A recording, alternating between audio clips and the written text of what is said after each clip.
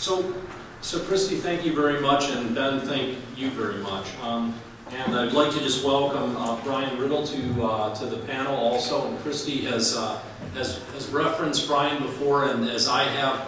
Again, Brian was very instrumental in helping us pull this project together that Kristi has just talked about, and is the PI on that project.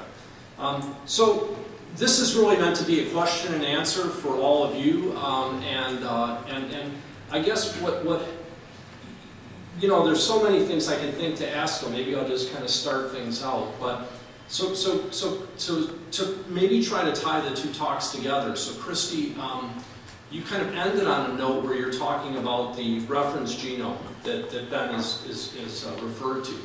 And Ben, you did a brilliant job of really communicating the complexities of the assembly of that genome. I guess if you could just maybe push that a little bit further, and Brian, maybe I'll ask you to comment also, so you talked about the subtractive, you know, kind of being able to identify some of the novel pathogens in this. Can you just expand on that a little bit, Kristi, and particularly with reference to this project?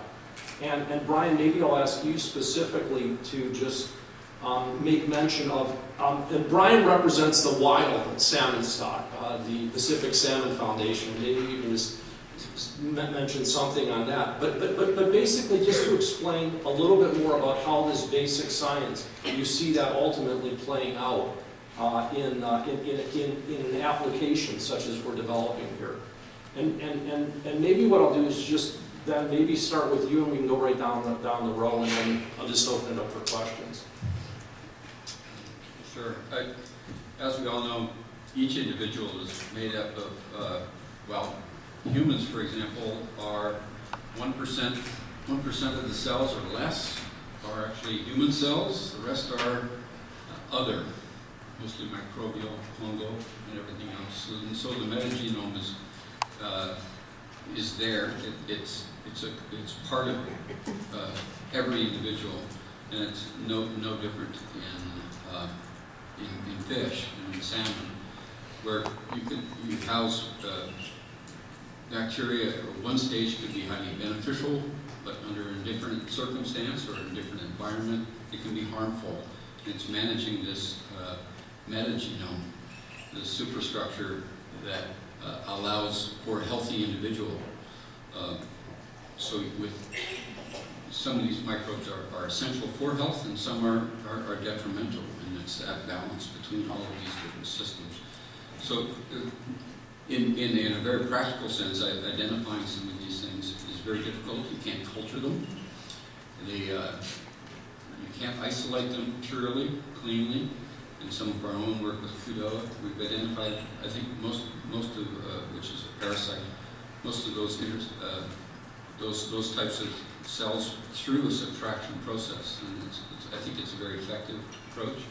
But understanding this whole dynamic between some of the microbes, fungal, all of the other different organisms is going to be a real challenge, especially with the changing environment in a wild system. And I'm a lab guy, so it's hard enough in a lab. I can't imagine what it's like in the wild.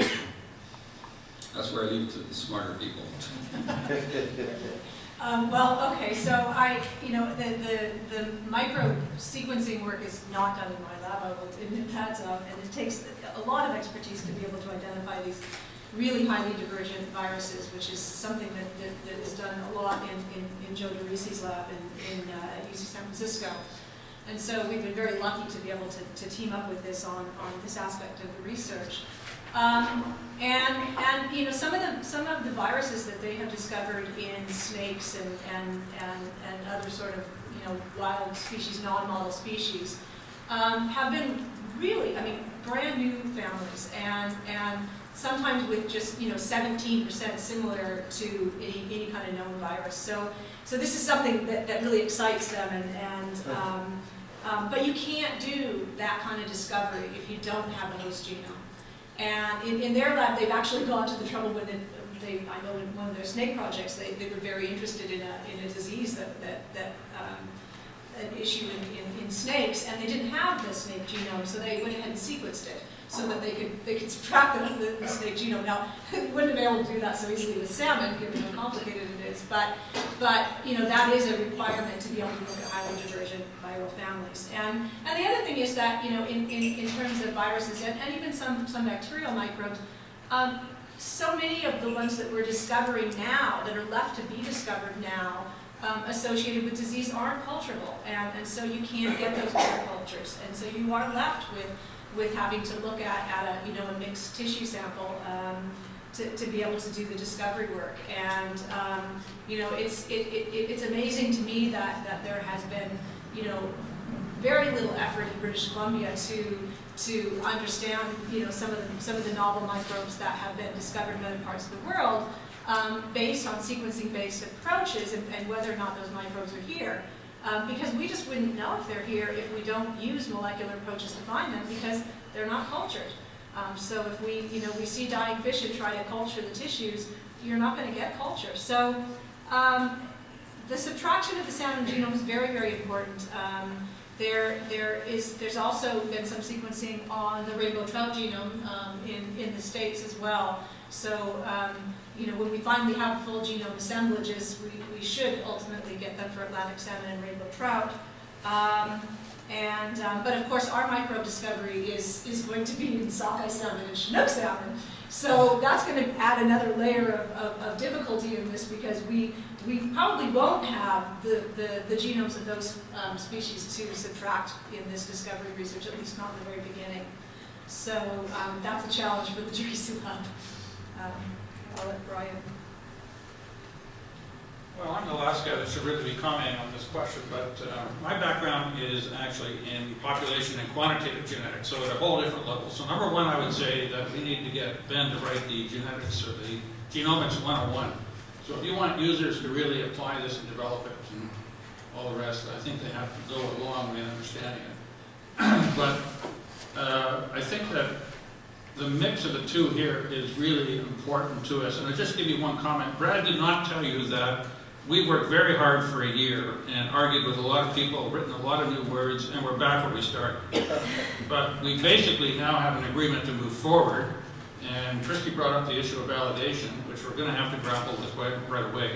And what it fundamentally came down to was one of the new people on the block against the regulators who ultimately have to make the decision about whether something is present or absent or a threat to trade. And they guard that zealously. And so we really have a long way to go to build that confidence and finally have them at a point of actually looking at their potential opportunity for doing a better job down the road with better repeatability and able to sample more test cases, more animals, and so on.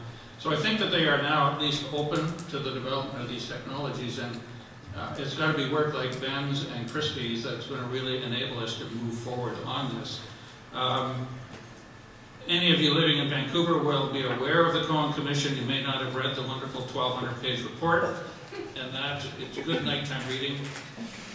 But I will point out one comment, and he said, without a doubt in his mind, that the people of British Columbia will not accept any more than minimal impact on wild salmon from open net pen salmon farming.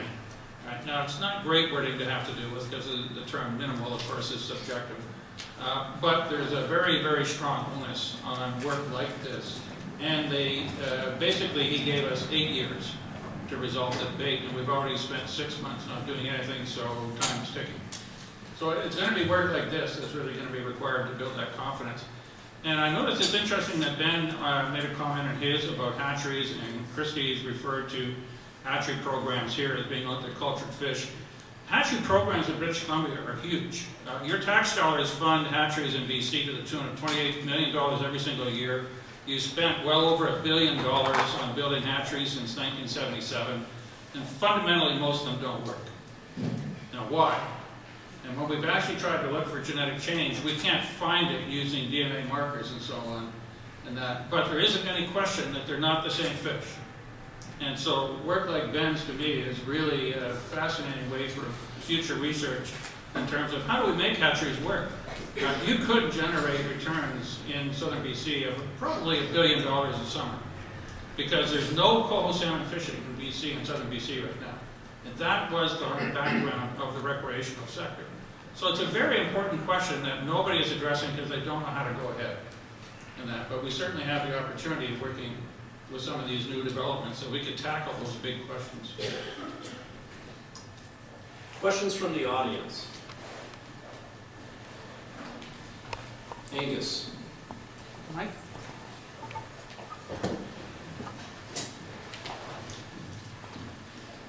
So Kristi, I was really interested in the stakeholder advisory panel that you pulled together. It seems like quite a diverse group. So I wonder if you could tell us a little bit about the story of how you decided who should be on and who should be off, and how long it took. And I know you said you're yet to have your first meeting, so it's a work in progress, but it seems to be something that more and more of the projects need to be doing. So what can we learn from that? Well, I should start by saying that particular panel is being co-led by Genome BC and Pacific Salmon Foundation, so I'm probably not the correct person to ask that question. I would probably get Brad and Brian to comment on that. Well, I mean, it started as a requirement, really, from Genome BC as we developed the program, and I have to admit that in the initial going I was kind of wondering why, but you can see as the more you get into it that the communication is critical. Now, how you actually got it down to a representative cross-section, I'm sure we don't have every single group of interest involved. For example, we only have one NGO program involved there, of which there are several that comment frequently on the question. But we wanted to ensure that it was a broad cross-section that included members of the public represented by 2 or 3 individuals on the panel, plus the Vancouver Aquarium, and people have a very high regard for commercial fishing industry, recreational fishing industry, First Nations. So I think what we tried to do is really cover the prominent groups of society in British Columbia and that, but I wouldn't necessarily guarantee that every group with an interest is there. It will be, I think it's about 15 groups represented at this time, and we need to have that meeting sooner than later to get this off and running. So Angus, I'll just add that I think this is really almost a religious topic in BC, and and it's been an interesting one for me to kind of grapple with for Genome BC, and I think the only way we felt that we could potentially have broad buy-in to where this technology is going to take us. And to deal with the difficulty around communications around this is to assemble a group like this. and so I really need to stress the communication piece. Sally and her team have played just a huge part, as has the communications team, Mike Manier and the group from the Pacific Salmon Foundation. And this has been, because, as Kristi points out, it's phase 3 of this project, that we're going to be able to attach genotype, if you will, to phenotype. And the problem is, in that interim, when you find a potential, microbe, when you find a microbe, and therefore a potential pathogen, and until you really assign, some scientific, principle to that, to really be able to say, does that genotype, or does that virus, for instance, equate to ill health in that fish? That's a whole different deal. And so I think what we wanted to do is be very clear with this group that we believe represents the broad groups that really encompass this industry in Canada, in BC, I should say, but also across Canada, to really be able to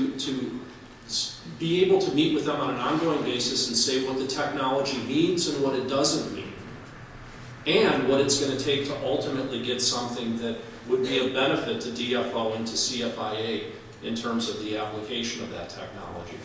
So, so this has been a very interesting process for us, and one that we continue to learn.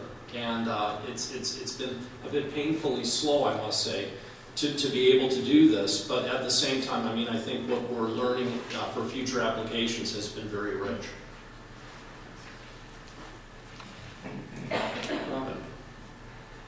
Hi. I don't really need this, but anyway. I'm Koop from the Genome Sciences Center, and I have my voice to say this is a pretty critical area that's very emotional and important to all of us who eat fish. and you know, I'm trying to want to understand these issues. I was going to ask Kristi, the scaling this up, so you want to be able to do this sort of thing routinely. You know, I always ask these questions about automation and high throughput and scale up. Is this something that once you've got some, you're still trying to discover viruses, but if you get to think you know most of the viruses, is it theoretically possible that you could use capture methods, like sequence capture methods and so forth, and this could be readily scaled up, or do you have to go for really low abundance? Is this a really low abundance issue, or you know, how difficult is it going to be? So in terms of using the sequencing technology, we are looking at capture methods, and we're exploring the adjuvant select sort of capture methods to get full genome sequences of viruses that we already have a genome for to support the epidemiological analysis. And we've done some simulations on this. We've already done some next-gen sequencing using Illumina. And we've looked at basically what kinds of coverage, genome coverage we get with various CTs. So when we have certain loads of a virus in a tissue based on qPCR, how many individuals could we multiplex without using enrichment, given certain loads, and then also at what loads do we need to use enrichment? If we're basically trying to resequence viral genomes. And in some of the work that we did with one virus, we simulated different data sets and found that without even any kind of enrichment, if we have CTs, and this is going to only go to people who know something about genomics, but CTs of around under 26, we could get about 200 full viral genome sequences from 200 individuals simultaneously using HiSeq. And that's no enrichment. And if we enriched and got rid of some of the host genome, we could do even better than that. So my lab is actually bringing in the ion torrent proton to do some of the sequencing, but we're working with people in California who are using the Illumina platform. So yeah, the enrichment is potentially really important. Obviously, that's not going to work for unknown viruses or unknown microbes. And there we're going to have to go after, highly diseased tissue or tissue with high evidence of disease and hope that equates to high loads of specific microbes. So yeah. Thanks. Other questions? So, maybe I'll just throw. Oh, sorry. Well, you have a question? I'll follow up. Oh, sorry. Okay. Yeah. It's on. Sorry. This is for Ben. Ben, you had earlier, I think in your slide, there was marker-assisted selection, the use of these. And I've lost track of what's going on in salmon breeding, and it strikes me that, with high-density map, it's a slip resource that you also start looking at resistance in breeding. And I kind of think, that there's potential there, but I just lost track if there's fish breeding in Atlantic salmon in BC and how they would use this resource. The one real success story in salmon has been IPM, where a marker has been associated very directly with resistance to viral infection of IPM. And that is probably the one major success story. There's been a lot of efforts in lots of different areas for marker-assisted selection for other production traits. But I would say that's probably that one story has made probably enough money that aquaculture will invest very heavily or has and continues to invest very heavily in marker-assisted selection from all sorts. So I would say success is limited, but even that small single success story has really driven that effort in salmon, particularly in Norway. It only takes one that saves millions of dollars to really drive that whole project, that whole focus, yes. I just add the kinds of traits that have been of interest to the aquaculture industry, largely in Norway, but also here in the States in rainbow trout, have been increasing flesh quality and growth, in the onset of maturation and being able to control the onset of maturation, which can be a huge issue in the industry. And really the resistance to disease, and Ben did tell, the best example is to IPN. There have been other association studies for other diseases, but sort of like human, having single genes with profound effects is not common. And I think we're going to continue to find that same is going to be true of salmon, and maybe even more complicated in salmon with their residual duplicated genome. I can also add that in terms of other areas that this backbone of the salmon genome is really going to be important. My background originally was in population genetics, and there's a huge scientific inquiry that goes on in terms of population genetics and adaptation and evolution in salmon, and for a variety of reasons, not only because of their ecological and economic importance, but they display a really wide diversity of life history strategies. They migrate through freshwater and saltwater environments in glacial lakes and warm lakes and all kinds of different environments, and they have an incredible fidelity to their, at least some of the species, to the natal streams in which they were born. And so all of these make them a really interesting, ecological model species to study evolution and population genetics in. And I think that there is, in the population genetics world, there is a big move towards the SNP technology, largely because with that technology we have the potential of simultaneously conducting pedigree analysis, stock identification, and beginning to discover markers that are associated with phenotypic traits of interest.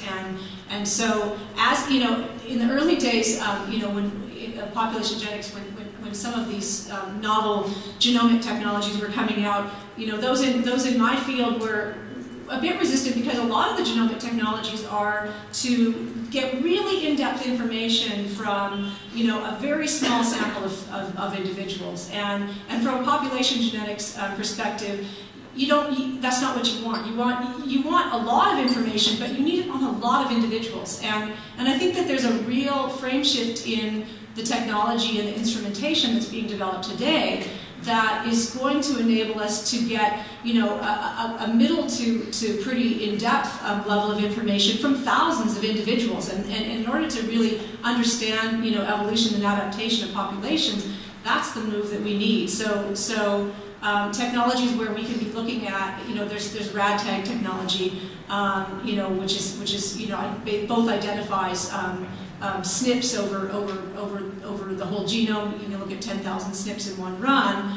That technology combined with enrichment technologies could enable us to assess thousands of SNPs, not on the order of your SNP chip, which is one individual at a time, but in thousands of individuals really quite rapidly. But the important part about the salmon genome is a lot of the SNP work, that's gone on so far. You don't know what those SNP, you have an idea of where they are in the genome, but you don't know if they're connected to any important genes. And really identifying the connection to the genes and the function of those genes is really what's going to add the interest to the evolutionary questions that we can address, and the questions about potential for adaptation. And potential for adaptation is a huge issue because we have, climate change and these issues facing salmon. We have decreases in productivity. So, from a manager's perspective, I think their key question is, are we expecting these trends and declines to continue if the environment doesn't get any better than it is? And what is the role of the environment in these issues? And basically, are salmon going to be able to continue to adapt to these things? And I do think that the new technologies that we have that will allow us to look at thousands of individuals with the backbone of the genome are going to get us a lot closer to answering those questions. Any other questions? Mohammed. Thanks, everybody, for great talks. I had a question. I know you alluded to the fact that the Atlantic salmon genome would be a great reference to use when you have to sequence the Pacific salmon. And my question was, in terms of what you have so far with the Atlantic salmon genome, what are the sort of impacts that you've had in terms of other groups wanting access to this genome as it is, or how they can use this genome currently as it stands sort of in draft mode?